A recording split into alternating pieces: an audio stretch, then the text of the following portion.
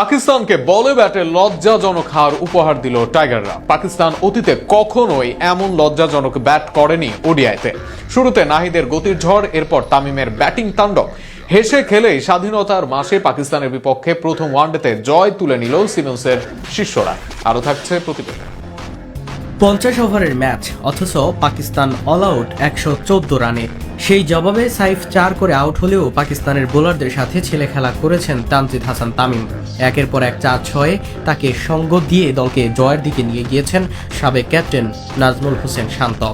এর আগে বাংলাদেশ টস জিতে ফিল্ডিং করার সিদ্ধান্ত নেয় টাইগার অধিনায়ক মেহেদী হাসান মিরাজ। শুরুতে পাকিস্তান 10 ওভারে কোনো উইকেট হারায়নি এবং 41 রানের জুটি গড়েছিল। তবে 10ম ওভারের শেষ বলে নাহিদ রানা শাহিজাদা ফারহানকে ফেরানোর মধ্য দিয়ে পাকিস্তানের ইনিংসে ধস নামাতে শুরু করেন। পরের কিছু ওভারে নাহিদ নিয়মিত উইকেট নেন। মাত্র 69 রানেই তিনি পাকিস্তানের